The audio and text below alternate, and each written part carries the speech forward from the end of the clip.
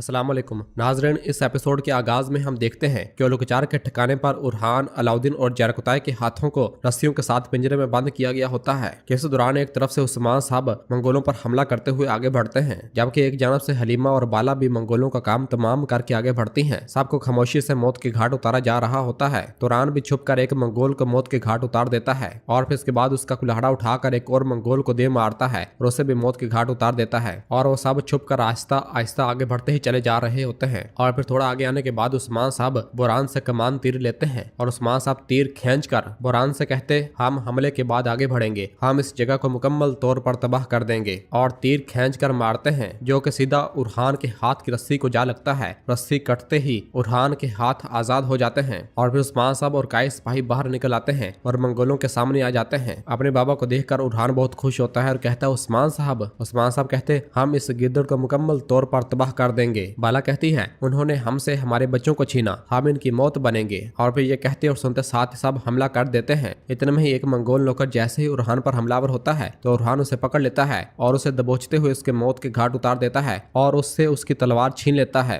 जबकि उस्मान साहब और कई सिपाही मंगोलों पर हल्ला बोल देते हैं और उन्हें एक एक करके मौत के घाट उतारना शुरू कर देते हैं। अंदर पिंजरे में उरहान अपनी तलवार से अलाउद्दीन और जरकताई के हाथ की रस्सियों को भी काट डालता है और ताला तोड़ने के बाद पिंजरे से बाहर आ जाता है और वो सब मंगोलों पर हल्ला बोल देते हैं और उनसे लड़ने लग जाते हैं और सबको एक एक करके मौत की घाट उतारना शुरू कर देते हैं। एक जबरदस्त लड़ाई का आगाज होता है। हर तरफ मंगोलों का खून बह रहा होता है, सबको गाजर मूलियों की तरह काटा जा रहा होता है। उरहान, अलाउद्दीन, जरकुताई भरपूर अंदाज में मंगोलों को काटते ही चले जा रहे होते हैं। और फिर पिंजरे के अंदर जब अलाउद्दीन एक मंगोल को काटने में मसरूफ होता है तो इस दौरान एक पीछे से मंगोल जैसे ही अलाउद्दीन को मारने के लिए पिंजरे के अंदर दाखिल होता है तो पीछे से हलीमा भागती हुई वहां पहुंचती है और उस मंगोल को काट डालती है और अलाउद्दीन को बचा लेती है और अपने भाई को देखती है तो अलाउद्दीन भी हलीमा को देखकर बहुत खुश होता है और उससे कहता है, हलीमा मेरी बहन, ये तुम हो है ना? हलीमा कहती, मैं हूँ भाई। और अलाउद्दीन फौरन अपनी बहन को गले से लगा लेता है और दोनों बहुत ज्यादा खुश होते हैं। अलाउद्दीन कहता, तुम्हें हमारे पास वापस लाने वाले अल्लाह पर कुर्बान जाऊं, अल्लाह का शुक्र है जिसने हमें दोबारा इकट्ठा किया। और फिर हलीमा एक तलवार अलाउद्दीन को देते हुए कहती है, अब से हम मिलकर लड़ेंगे भाई। अलाउद्दीन खुश होते हुए कहता, ऐसा ही है, तुम बिल्कुल माँ जैसी लगती हो, तुम इनकी तरह तलवार चलाती हो, चलो मेरे पीछे आओ, शाबाश। और बाहर बाला मंगोलों को काटने में मसरूफ होती है और फिर कहती है, मेरे प्यारे बच्चों, क्या तुम ठीक हो? क्या तुमको कुछ हुआ है? तो उरहान एक मंगोल को काटते हुए कहता,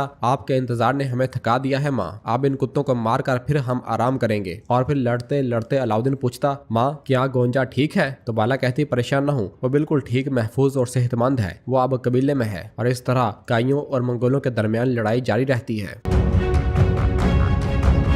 और फिर इधर ओलुकचार के पास जब तमाम तुर्क सरदारान जमा होते हैं तो ओलुकचार उनसे कहता है, मैं तुम्हें जीने का हक दे रहा हूँ, मैं तुम्हें आजादी का मौका दे रहा हूँ। और फिर एक जानब इशारा करते हुए कहता है जहाँ पर मगरब के बाजंतीनी सिपाही खड़े होते हैं और बताता है, मगरब की ताकत मेरे हाथों में है, रेशम तजारत का दिल बोरसा अब मेरे ताबे है, मशरक में अलखानी सल्तनत, मगरब में हमारे पैरोकार बाजंतीनी सल्तनत के सिपाही हैं, लोहे की दो मुट्ठी जो इसके दरमियान खड़े हैं। इसका मतलब है कि उसने मौत का इंतखाब किया। अगर तुम उस्मान के साथ तावन करते हो या तुम इसके पास से गुजरते हो, मेरा गजब तुम्हें तबाह कर देगा। यह सुनकर तमाम सरदार कहते, ऐसा नहीं हो सकता, ऐसा नहीं हो सकता, ऐसा नहीं हो सकता। और फिर यगीत सरदार साहब को खामोश करवाते हुए ओलुकचार से कहता, रियासतें हथियारों से ली जाती हैं, लेकिन लोग, तुम इन्हें हथियारों के जोर पर काबू नहीं कर सकते, हम किसी के ताबे नहीं होंगे। तो तमाम सरदार कहते, ये ठीक कह रहा है, आप ठीक कह रहे हैं। ओलुकचार कहता, मैं तुमको झुकने का नहीं कह रहा, मेरी बैत करो, मेरी बैत करो, ताकि मैं इन सबसे कीमती जमीनों और नहरों को तुम्हारे दरमियान तकसीम करूं। सर ऊंचा रखकर अपनी जमीनों में रहो। जबकि हसन साहब मुसलसल सोच विचार में मुब्तला होते हैं और उन्हें गुस्सा भी बहुत आ रहा होता है। ओलुकचार की ये पेशकश सुनने के बाद यगीत सरदार कहता, तो फिर हम इस मामले पर सरदारान आपस में मशवरा करेंगे, तुम हमारी तरफ से कुछ वक्त तक हमारी तरफ से खबर का इंतजार करो ओलुकचार। जबकि उधर जंगल में ओलुकचार के ठिकाने पर बाला और बाकी तमाम काई सिपाही मंगोलों से लड़ रहे होते हैं और उनके दरमियान मुसलसल लड़ाई जारी और सारी होती है। बाला और उस्मान साहब एक दूसरे से कंधे से कंधा मिलाकर मंगोलों को मौत के घाट उतारते ही चले जा रहे होते हैं। जबकि उरहान, बुरान, जरकुताई और बाकी सब सिपाही भी मंगोलों को काट रहे होते हैं। एक बड़ी लड़ाई हमें देखने को मिलती है। कायनमाज भी अपना कुल्हाड़ा अबोताब से चला रहा होता है और फिर इसके बाद तमाम मंगोलों को मार दिया जाता है और उस्मान साहब उरहान और अलाउद्दीन के पास आते हैं और कहते हैं, मेरे बेटो, और उन्हें अपने गले से लगाते हैं। और फिर इसके बाद जरकुताई बुरान के गले मिलता है और सब बहुत ज्यादा खुश हो रहे होते हैं। और फिर अलाउद्दीन उस्मान साहब से कहता, हजूर, मैं कैद होकर आपको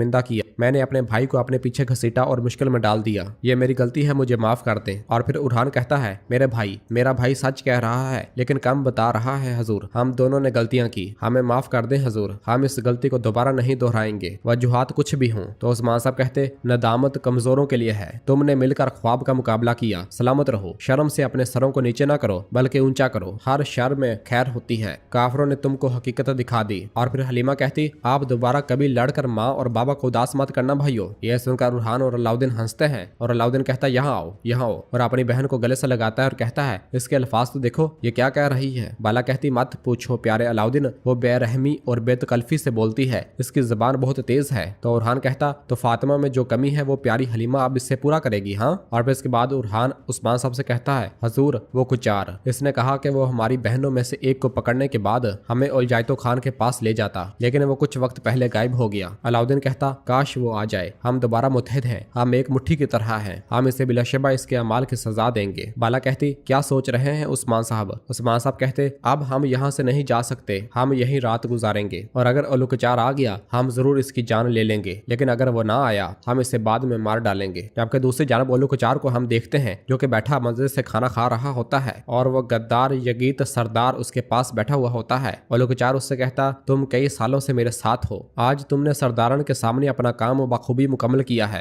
अब तुम्हें वो सब कुछ मिलेगा जो तुम चाहते हो, लेकिन इस मौके का अच्छी तरह से फायदा उठाओ यगीत साहब। तो गद्दार यगीत कहता है, मैं एक एक करके सरदारन से निमट लूंगा, लेकिन ये सब उस्मान के ताबे हैं, वो पलक झपकाए बगैर इसके लिए मरने को तैयार हैं। तो उलुकचार कहता, तुम कहते हो कि तुम इन्हें रास्ते से हटा नहीं सकते। यगीत कहता, ये मुश्किल है, लेकिन वो मेरी गिरफ्त से नहीं बच पाएंगे। मैं सरदारन को एक एक करके अलग करूंगा। सबसे पहले मैं उस्मान से नफरत करने वालों से शुरू करूंगा। उलुकचार कहता, तुम उसकी बात कर रहे हो जो उस्मान से जुदा होकर तुम्हारे पास आया, इसकी बात कर रहे हो। हाँ। तो यगीत कहता, हसन साहब, लेकिन वो ग्लादियोस से नफरत करता है। और फिर खड़ा हो जाता है। तो उलुकचार कहता, मैं उस्मान के वफादार सरदारन में भी फर्क कर दूंगा, मैं इस पर इन्हिसार करने के लिए कुछ भी नहीं छोड़ूंगा, और हंसने लग जाता है। जबकि उधर रात के वक्त उस्मान साहब, बाला और बाकी साहब उसी जगह पर बैठे हुए होते हैं जहाँ पर उलुकचार ने उरहान, अलाउद्दीन और जरकुताई को कैद किया था। बाला हलीमा से कहती है, मेरी बेटी कहाँ गुम हो गई हो, तुम्हारी माँ तुम पर कुर्बान हो। और फिर अलाउद्दीन कहता है, माँ गोंजा और मैं आपको बताए बगैर चले गए, हमने आपका दिल जला दिया, मैंने सोचा कि इस तरह अलग होना आसान हो जाएगा, लेकिन मुझे माफ कर दे माँ। तो बाला कहती है, मैं तुमको माफ करती हूँ मेरे प्यारे अलाउद्दीन अली, मैंने तुम्हें माफ कर दिया बेटा, बस इसी तरह मेरे साथ रहो, मैं सब कुछ भूल जाऊंगी। और फिर हलीमा कहती है, मैं वो साल जो मैंने आपसे दूर गुजारे, मैं जब भी इस तरह देखती हूँ मेरा दिल इन तमाम सालों के लिए नदामत से जलता है। उस्मान साहब कहते, नहीं मेरी बेटी, ये कैसे हो सकता है, इन खूबसूरत दिनों के बारे में सोचो जो हम एक साथ गुजारेंगे, ठीक है मेरी प्यारी बच्ची, ओए मेरे जिगर का टुकड़ा, मेरे बाकी बच्चों की तरह। तो हलीमा कहती, मैं इस डर से कबीले से भाग गई कि आप फिर कभी मुझ पर भरोसा नहीं करेंगे, जो कुछ मैंने किया मैं खुद को भी माफ नहीं कर सकती, आपने मुझे माफ कर दिया। तब मैं समझ गई कि खानदान का असल मतलब यही है। उस्मान साहब कहते, नहीं, क्या ये मुमकिन है, अब ऐसी बातों के बारे में मत सोचो, चाहे कुछ भी हो जाए, खानदान का मतलब है कि एक दूसरे को कभी नहीं छोड़ना, तुम्हारे भाई, तुम्हारी बहन, तुम्हारी बाजी, तुम साथ रहोगे चाहे कुछ भी हो। खानदान का मतलब है कि एक दूसरे की पुश्त पनाही करना, एक दूसरे को कभी तनहा न छोड़ना।